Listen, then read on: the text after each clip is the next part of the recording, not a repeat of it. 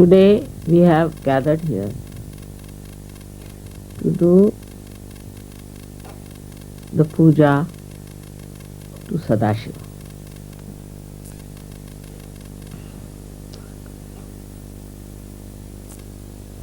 The one which is reflected within us is the Shiva, which is the pure spirit.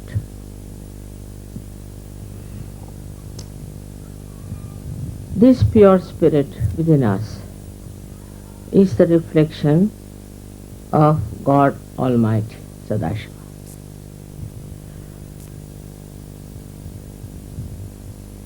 It's like the sun that falls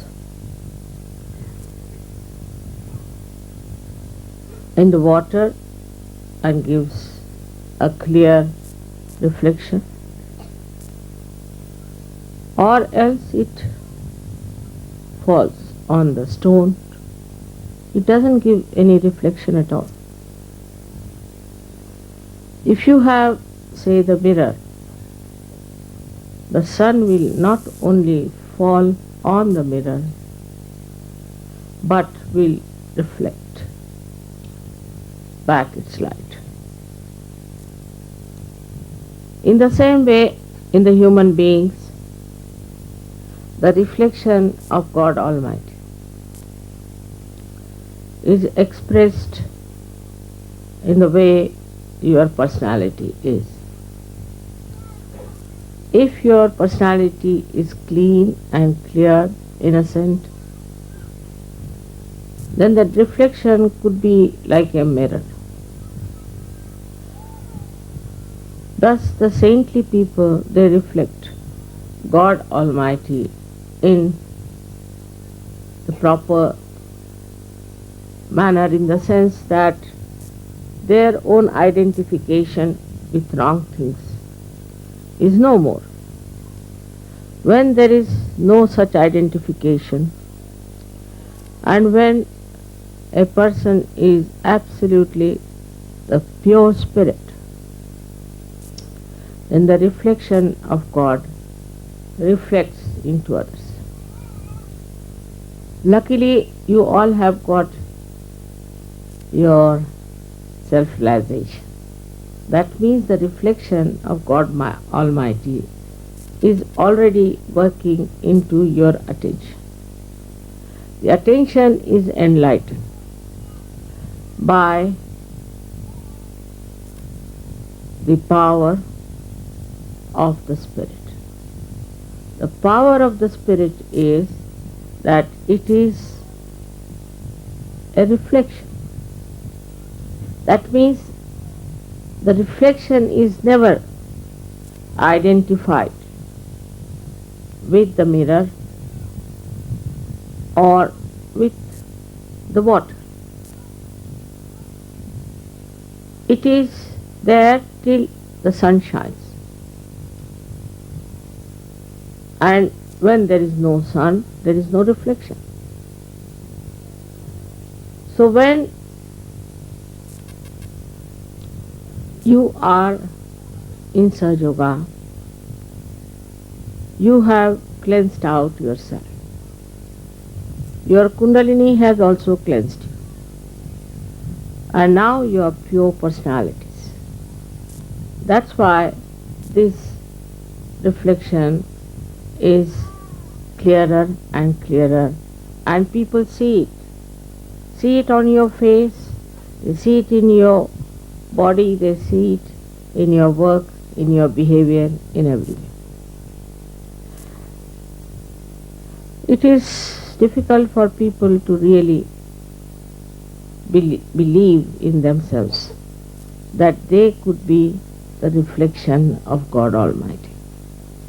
They have some sort of a complexes about themselves, I think, that they cannot understand how they have suddenly become the reflection of God Almighty. But they have a capacity, and they can become the reflection of God Almighty, for which they have to have faith in themselves, faith in their ascent, to believe that we have become them. The confidence in Sahaja Yoga is very important. Without the full confidence, you cannot achieve your ascent that you have seen. Even in my lectures, I have to tell them that we have to have full self-confidence. But confidence doesn't mean by any chance your ego, your aggressiveness. If you are confident, you are least aggressive. There is a story, a Chinese story, very interesting one, that one king wanted his cocks to win in the race they have about the cockfighting. So somebody said that there is a saint, if you can take your cocks to him, he'll make them so strong that they will definitely win this race. So he took his 2 cocks and gave it to the saint, and he said, I want you to give them all the strength to fight this race. After 1 month,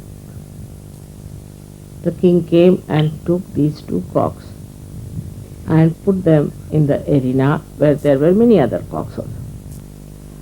So the cocks started fighting and attacking these 2 cocks. But these 2 cocks were just standing very patiently, absolutely calm and quiet.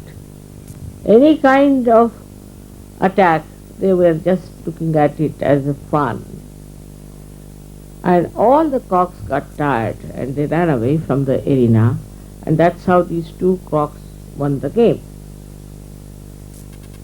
This is what it is for us to understand, that for a person who is detached, he can never be attacked. We are attacked by so many identifications we have. Firstly, our family, then our country, then our religion, then all kinds of things, racialism. All these identifications really make us weak because they attack us all the time and put confusion into the minds of Sahaja Yogis, I have seen. The reason is you must have confidence in Sahaja Yoga and confidence in yourself that you are on the right path and that you are now saved. And nobody can attack you because you are the complete protection of the divine. People may follow any religion, they may follow any guru, they may follow anything, but they have fear all the time that will be attacked. And they are afraid to say things which they should say. They have no discretion even to know what is to be said. With the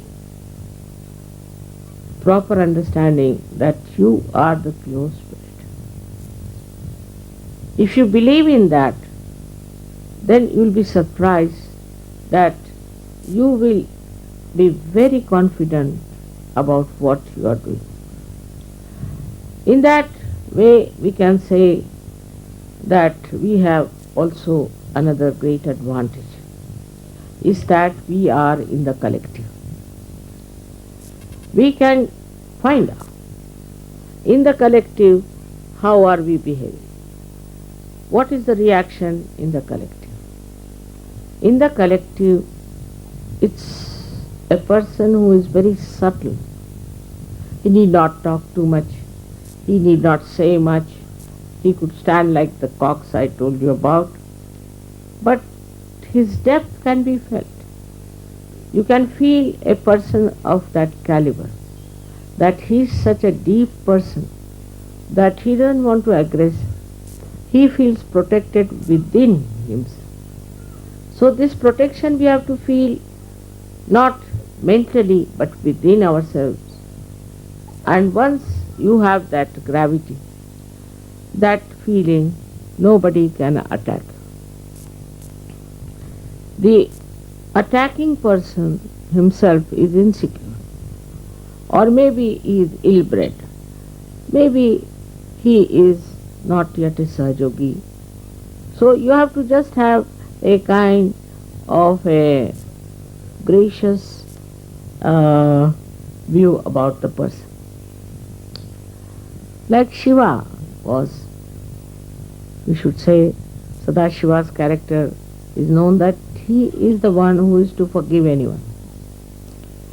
Anybody who did penance, like standing on their heads, or standing on one foot, or not eating their food, or all kinds of penances, he used to be so disgusted that he would say, all right, what do you want? Take it. And he also gave blessings to many Rakshasas, as we have heard. And so many Rakshasas were blessed by him because he got fed up with their penances. There were so many stories about Sadashiva giving a blessing to people, even to Ravana, which is a very interesting story about Ravana.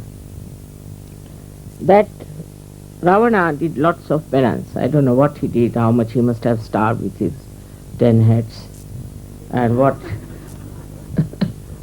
I mean, if one mouth is there, you feel so hungry. With 10 mouths, I don't know what he must have done to do that kind of a penance that Shiva just got fed up, you see. His compassion is so great, he thought, let this man have whatever he likes. So Ravana went to Shiva, and Shiva said, what do you want? Why are you doing all this to yourself? So he said that I want to have a blessing. He said, what blessing? First you promise that whatever I ask for, you will give me. He said, of course, if it is in my power, I will give. It's a very interesting story.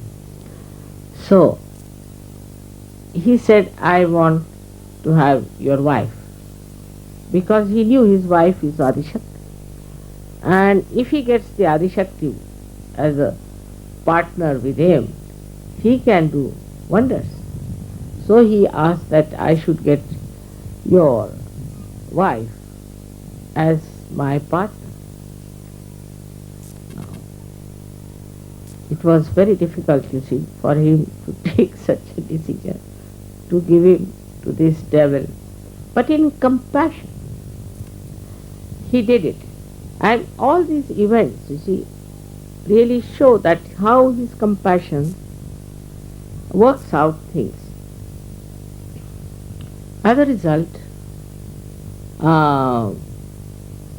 it was decided that his wife Parvati had to go with this horrible fellow.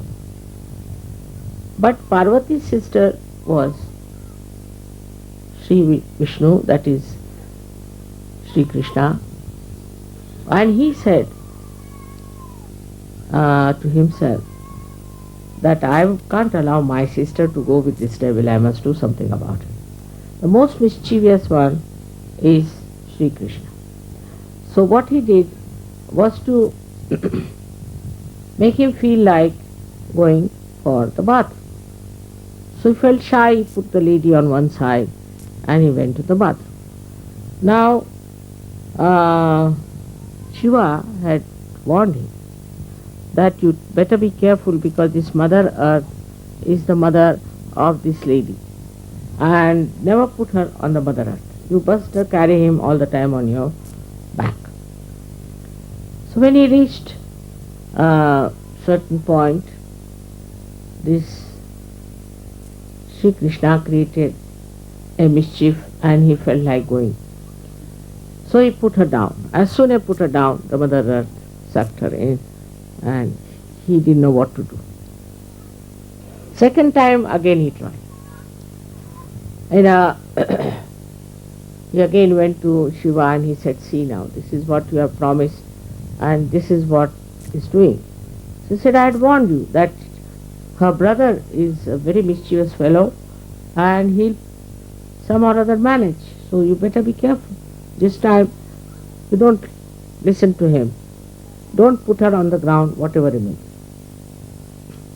So this time he did another uh, try, we can say, and carried her on his back. Suddenly he found a little boy.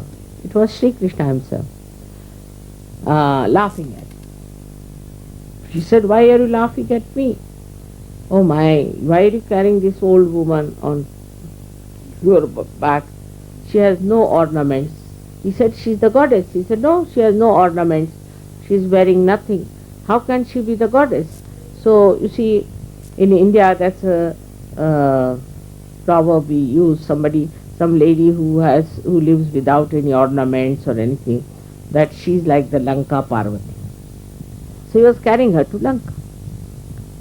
And when he looked at her up, he saw a very old woman without any teeth, laughing at him.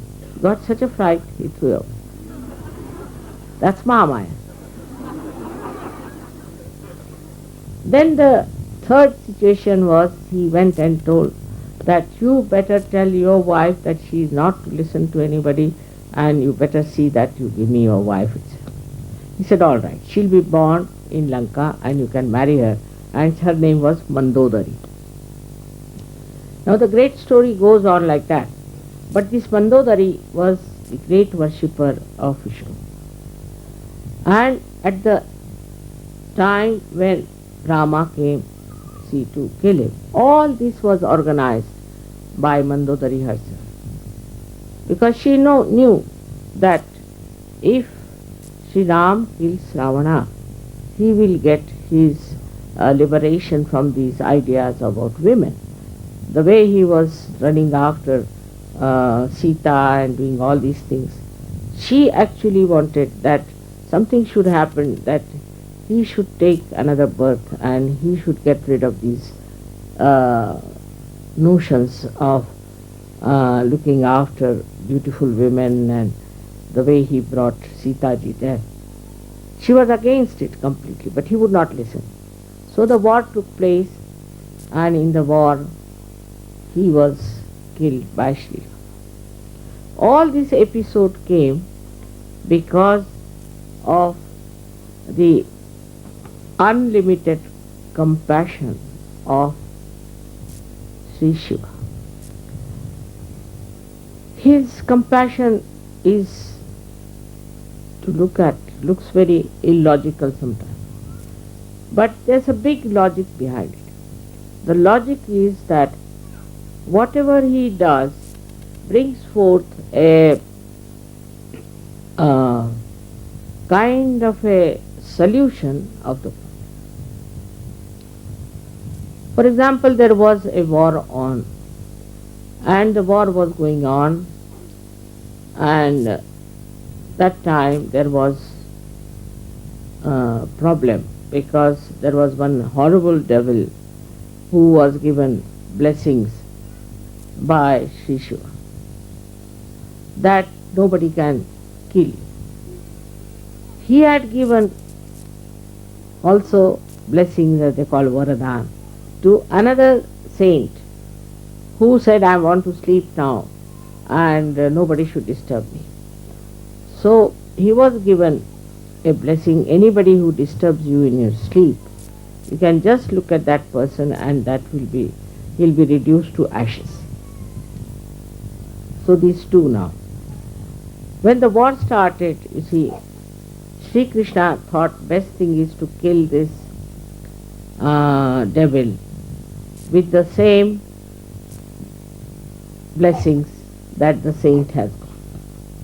So he played, and he started running away from the battlefield, and that's why it's called as a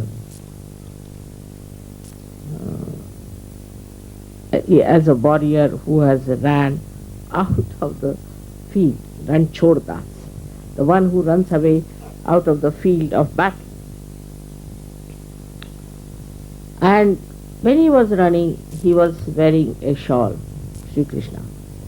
He just stealthily entered into the cave where this another saint was sleeping and put his shawl on top of that.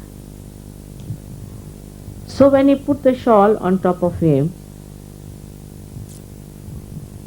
the gentleman, I mean the devil who was following him, this satanic fellow, he reached that place and saw the same shawl, and he said, "Oh, so now you are tired and now you are sleeping here, I'll put you right," without realizing who was sleeping. And he pulled the shawl, and here the sleeping saints get up and looks at him, and they say with his third eye he burnt. So the solution came in. So the whole play is like this, of three forces going on, just to show ultimately the truth prevails.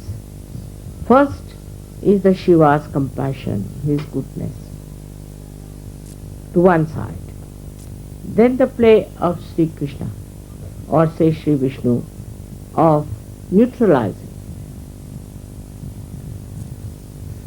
And the third is the play of Brahma, who creates things and who produces things. All these three forces are playing just to create an atmosphere for all of us to feel that there is something else is to be done to our human awareness. All they have evolved within us, this desire to seek the truth.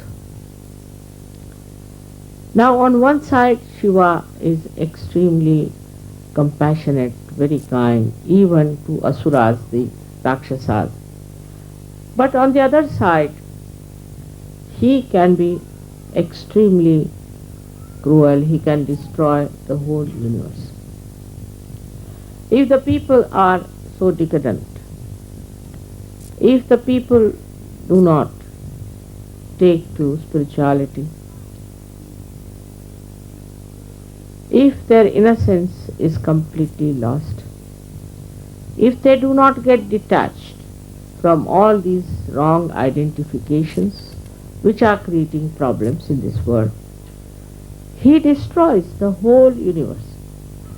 So as it is, he is the spectator of the work of Adishakti. He allows her to do all this work, to create human beings, to give them realization, do all this. But in case he finds her children, people who have been saved by her, are misbehaving, are insulting, or in any way destroying her work, he might get into a temper by which he can destroy the whole universe. But I don't think now there's any chance for him to do that, because we have now Sahajogis all over. But what I find among Sahajogis is this, that some of the Sahajogis grow very fast, steadily, strongly. They achieve their principle of Shiva Tattva. The first achievement shows that from inside they start getting detached. Now detachment is not mental. It's not mental. It is not that we have to take to some sort of a sannyasa, or we have to go to Himalayas, give up our families and all. But the detachment is within oneself. When that detachment starts working, the first sign is that we become joyous.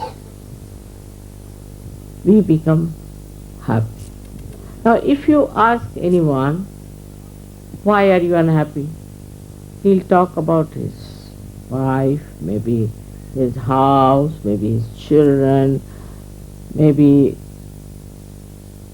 his country, maybe society, whatever it is. So he gets absolutely upset, or maybe very unhappy to see things happening around him. Now he is a realized soul. This unhappiness is not going to happen. What is needed is now to know that you can correct all these ills of the society, of the family, of the whole country by transforming others, not by feeling bad. But while doing that, the main thing that you should have is a complete detachment. I was amazed when I first started Sahaja Yoga how people told me about their own countrymen, country fellows. I was amazed how they told me about their own religions, how wrong things they are doing. I didn't know so much as they told me.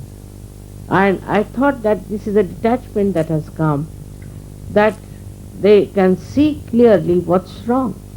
What's wrong with my society, with my people, with my relations, with my family, with my country, with the whole world. But it's only possible if you are not identified to any one of them. Otherwise, you will never see the defects. You will never see what's wrong with that person. You can never even see the chakras which are catching. So the first thing that should happen is detachment. Now how to achieve detachment is the point.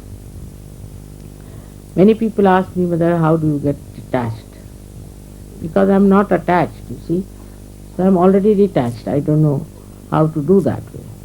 But for you people, I would say, to understand yourself, you should introspect.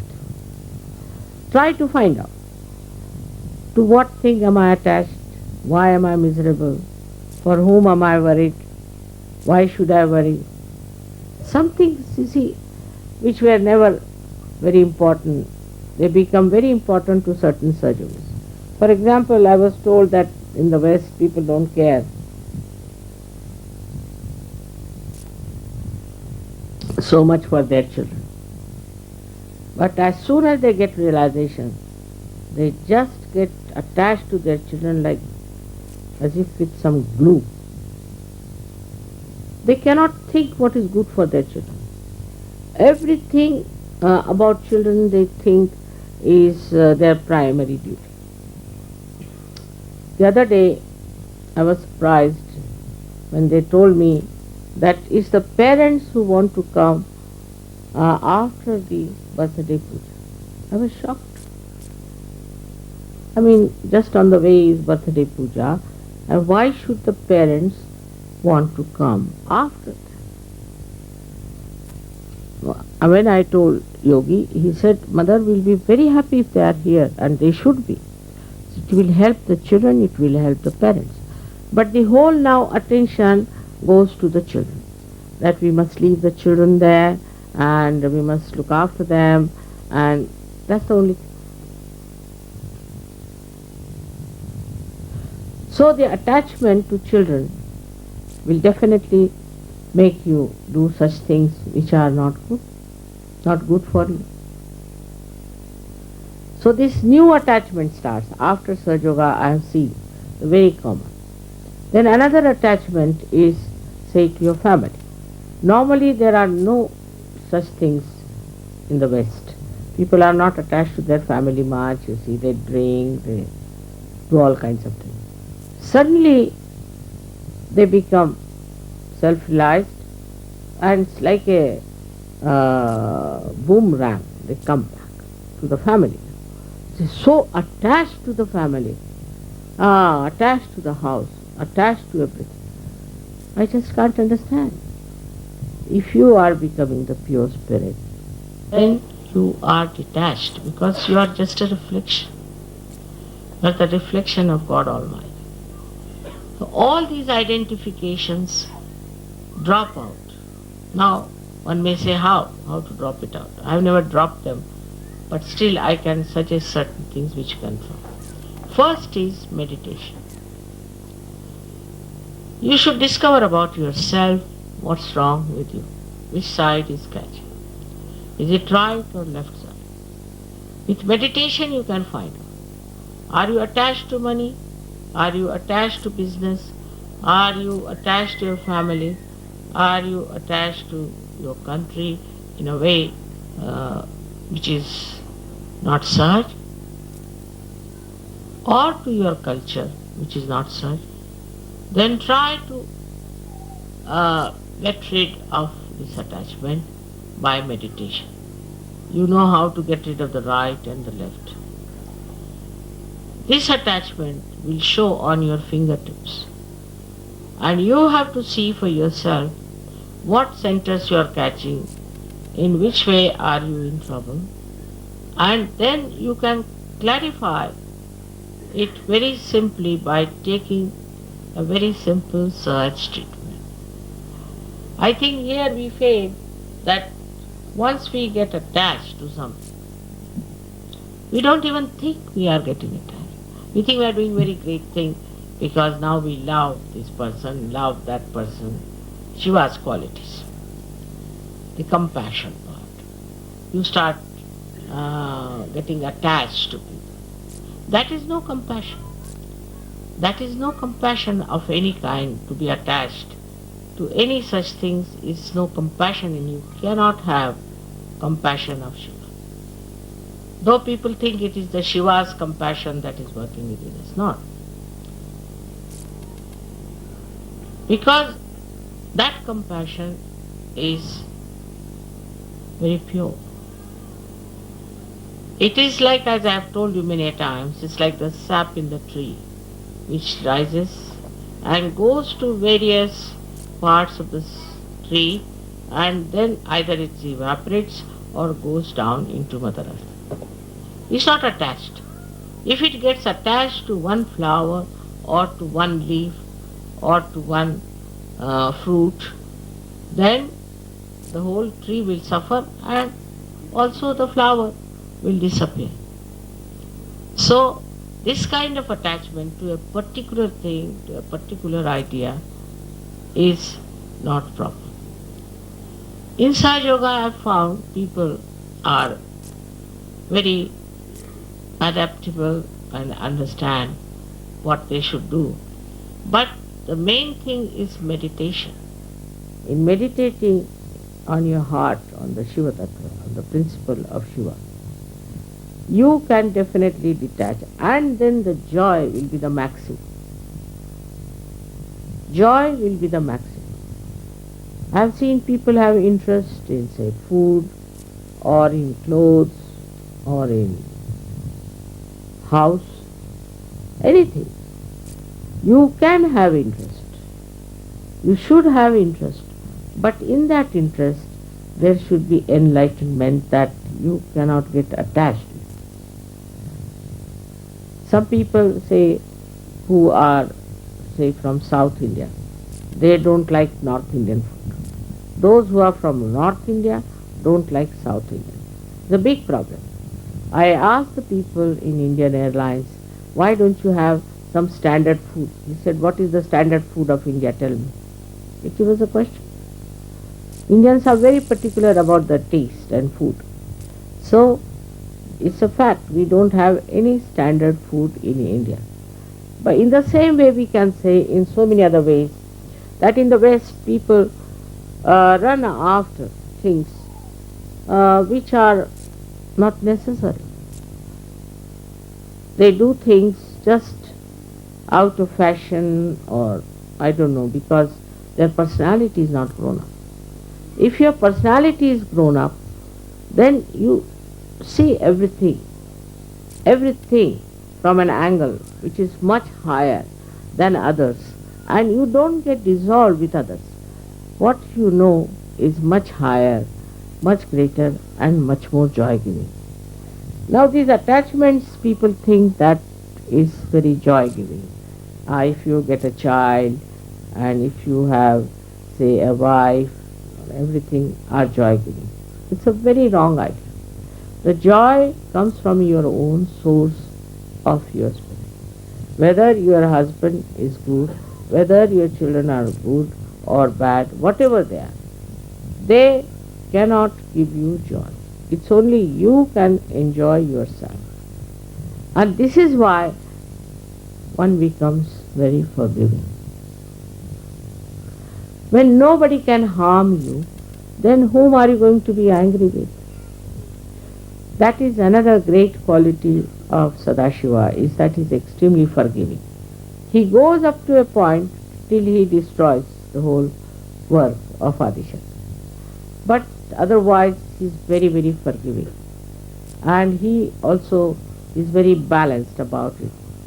Once the Adishakti got very angry with the whole world was so decadent and all that, and she started destroying everything. So he put a little child under her feet, and such a big tongue came out with such a shock, she stopped her destruction. So his ways are such that a person who is to develop the Shiva principle within himself should be extremely forgiving. I know there are people who are very cruel, who are very torturesome. If you cannot bear it, all right, finish it off. I'll stand by you there. But if you can bear it, it's better to bear and undergo this experience of bearing it, because it's not difficult to bear than to get out of it. For example, a lady came to me and she said, I'm going to divorce my husband. I said, why?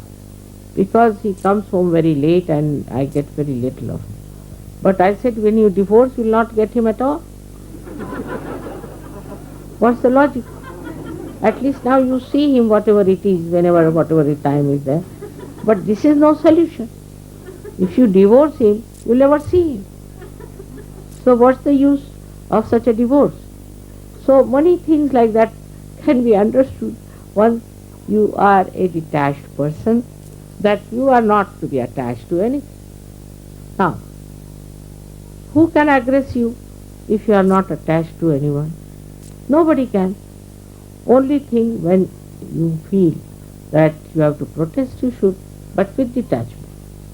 In protest also is important to absolutely to have a complete detachment. Now the main problem before us today is something else, is that we all have to ascend. And ascend with the equal strength. There's a story about some birds who were caught in a net. So they decided that we should get out of this net. And they tried. Everybody tried to get out. But nobody individually could work it out. So they all decided to fly together, 1, 2, 3, and go. And they took all that net with them, and they said, then they requested the rats that please come and cut our net, and they were freed. So if it can happen between the rats and the birds, why not between us? So in collectivity, we'll be amazed in the collectivity how we could be helpful and joyous with each other. Now say something is wrong with your mother, father, sister, somebody. Doesn't matter. After all, you have the ocean of joy here with the collectivity. And your problems can be solved if collectively, if you want to solve your problem. So we have to depend on the collectivity. Very much to be one with the collective. I feel once you jump into the sea of Sahaj, the joy itself draws you together. Meeting each other is such a joyous thing. We have had so many experiences of that, of Sahajogis who have told me how happy they were to find Sahajogis somewhere out of the blue, and how they felt happy. So this tie between the Sahajogis is really the most joyous channel.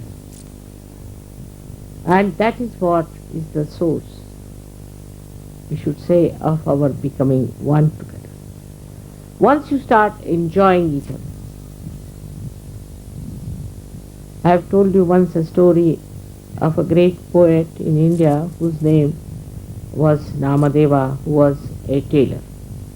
And there was another one who was a potter. Sometimes I miss out in English words. This potter was another poet, and he was called as Gorakumbha. So when Namadeva went to meet him, a saint only feels like meeting a saint, looked at him and he just stood back. Then he said a beautiful couplet. He says that I came here to see the formless Chaitanya, but here the Chaitanya is in the form. Nirgunacha bheti alo sagunacha. I came to see the formless, see the vibrations. For here it is in the form that I see. Only a saint can say this to another saint. This kind of appreciation, this subtle appreciation is only possible between the two saints or between the many. They don't see he was kneading the clay. He was wearing a dirty dhoti doing that work. He never saw all these things. He never saw his body, face or anything. But he saw that the divinity personified it. This sensitivity of feeling for others, Sahajogis, should really develop within you. Then you won't care for nonsensical, superficial things. And this is one of the great principles of Shiva. He doesn't bother. You see, his hair are all matted up. He sits on a fast-moving bull with both the legs like that, going for his wedding. Can you imagine? And all his friends, all his followers are somebody has only one eye, another has only one hand, one is bent like that. Because for him, the outside personality doesn't matter. What matters is the spirituality. Whether you have one eye or whether you have a crooked body makes no difference to him. To him, all of them are his own people. Because nothing that is superficial attracts his attention, but the divinity in a person. We have so many ways of understanding his principle because he is all pervading. If you feel compassion for someone, it works. It definitely works. Recently there was a case of some sort of a incurable disease in Mexico. And the lady who was Mexican, who was working in the UN, she's still working in UN, she wrote to me 2 letters that, Mother, I am going to lose my son because he has this horrible disease. I mean, just she wrote to me. I just felt such compassion for her because she wrote a letter which brought tears to my eyes. And imagine those tears have cured that boy.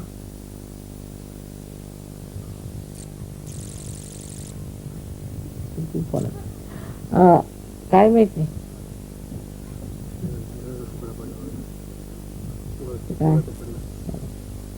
has cured that boy completely. And she wrote me a letter of thanking and all. I was amazed because my compassion is not mental, it just works, it's just there, just flows and works it out. In the same way you can also become that. I want you to have all my powers, but first is the compassion. And a Sahaja cannot ill-treat another person. Anyone, whether he's a Sahaja or not a Sahaja.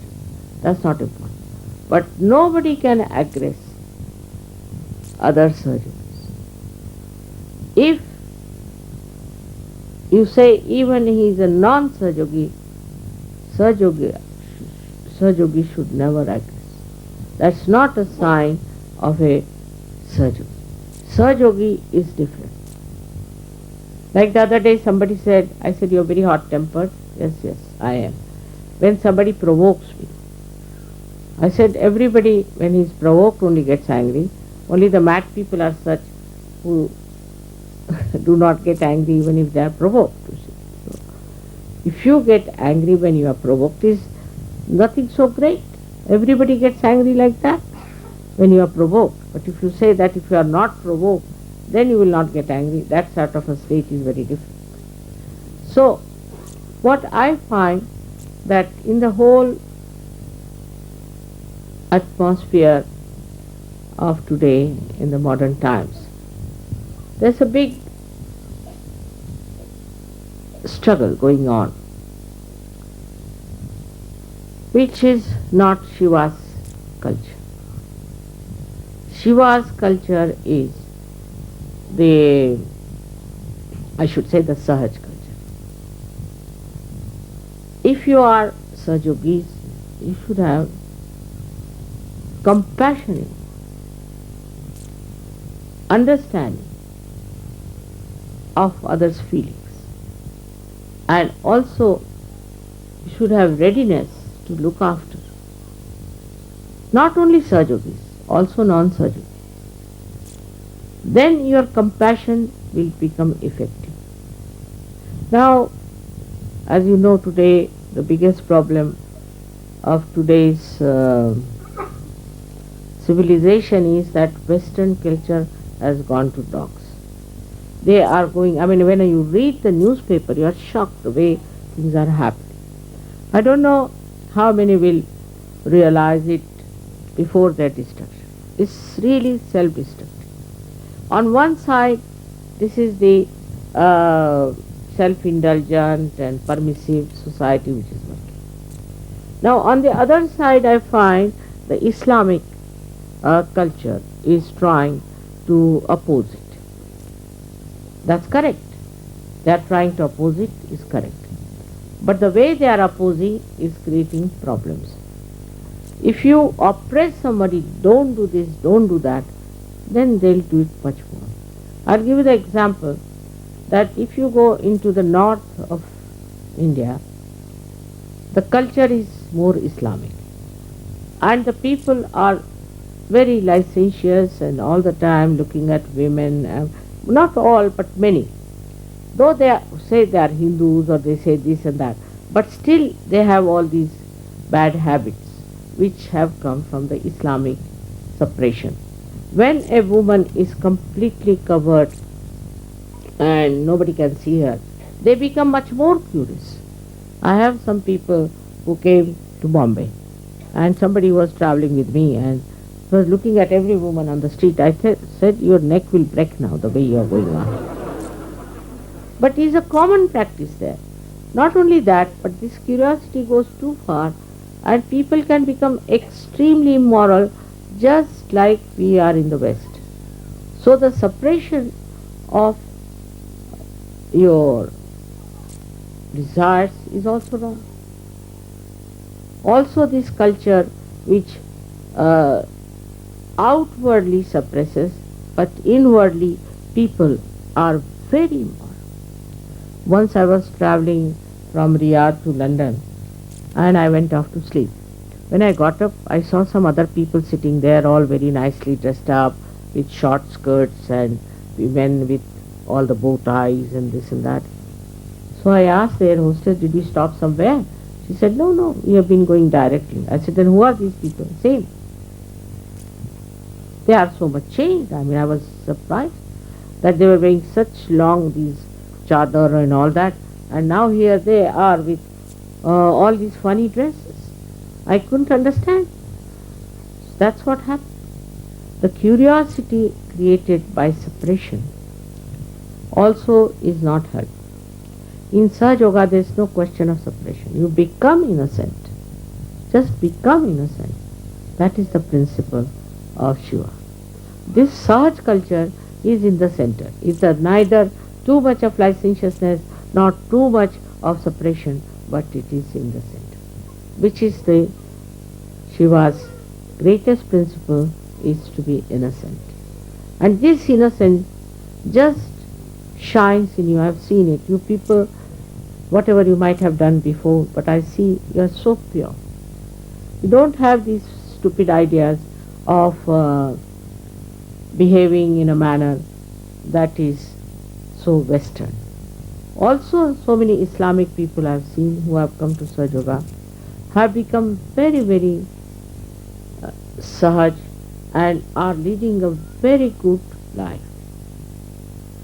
We have some Iranians who sent me letters of their confessions and I was shocked. I never read them because it was too much for me.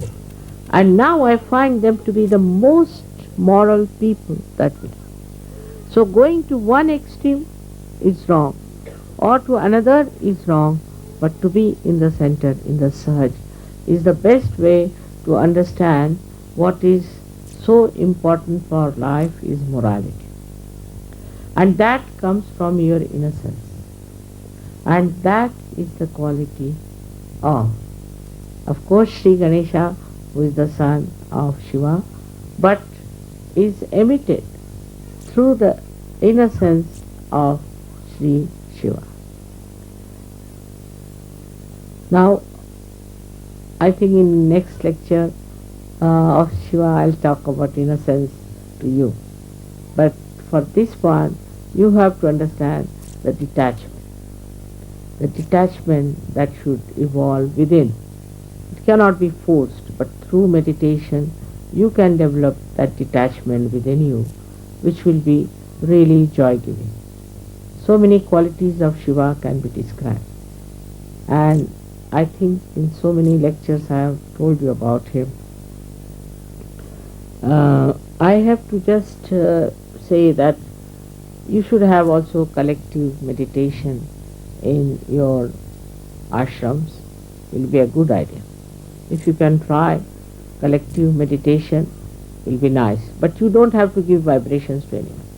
You don't have to look after the chakras of others. You just bother yourself. What's wrong with you? And now whatever is the solution for your ascent, you should do it. Because the responsibility of the whole world rests on surgeons. This you know that there is no way out without Sahaja Yoga.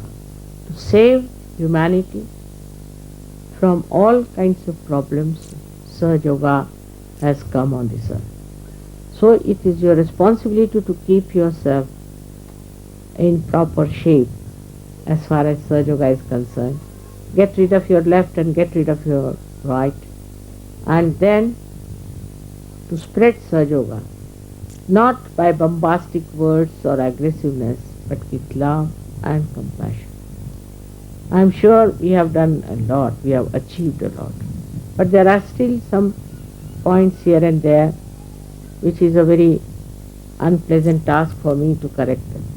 But whatever it is, I have to say that it's working and everybody should look at themselves and feel happy from where they have come and how far we have to go. May God bless you.